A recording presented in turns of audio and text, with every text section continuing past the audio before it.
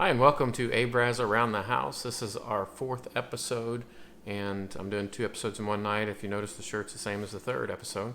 But we're going to go over some accent lighting tonight and show you what a little project I did over the weekend and added some more accent lighting to the garage. I did use a different product than what I've used in some of the other parts of the garage, but go ahead and enjoy, and I'll narrate it as we go for this fourth episode.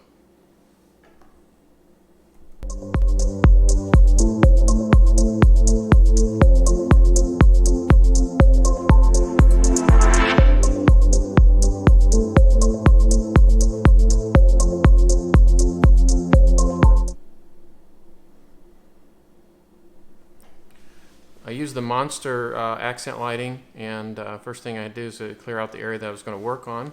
You'll notice that I used some Velcro here to stick it to the recessed area underneath that aluminum diamond plate.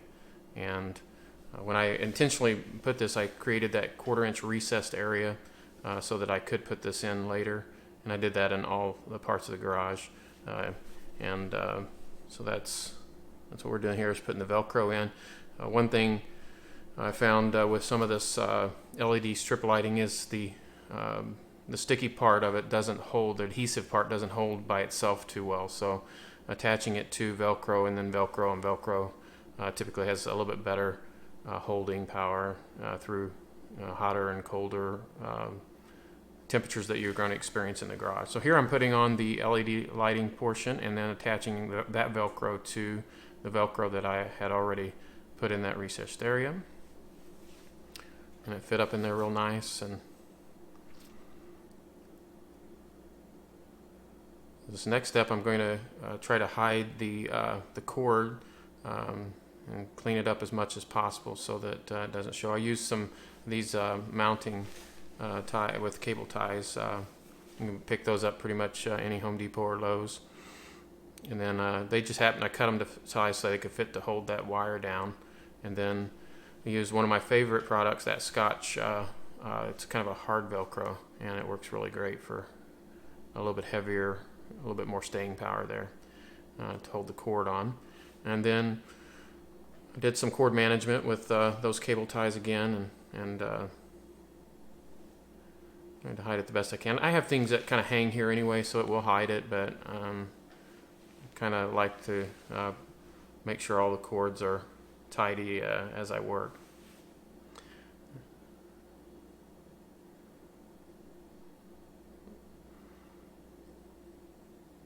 I love these stick mounts. They work great. As long as you have a good clean surface to attach them to.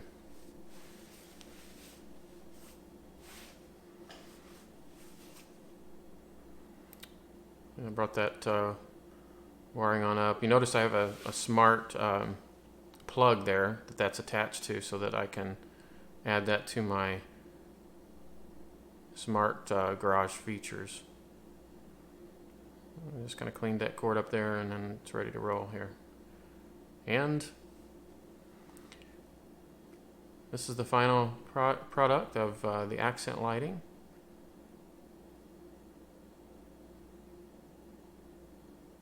And it's all lit up. You can see there I've got the blue matching my other blue accent lighting. When I back up, in this shot, you can see the lighting above it that goes all the way around the garage. I intentionally did those not only for the lighting, but they also serve as more stability for the bike racks and some of the other areas that we put shelving in and things like that. So that's the end product there. I think I got a couple pictures here at the end, and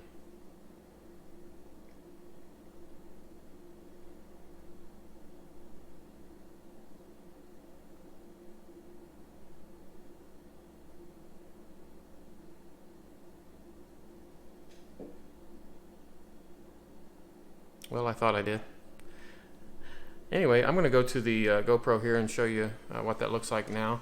So you have, you see that accent lighting there, and it actually goes all the way around. You can't see it as well because of the actual cabinets there, but you can see it goes all the way there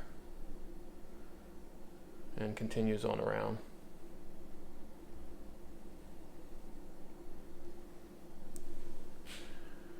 Well, thanks for tuning in to this episode of Abraz Around the House, the accent lighting using LED lighting. And of course, we can change the color to any color we want, and so that's kind of cool.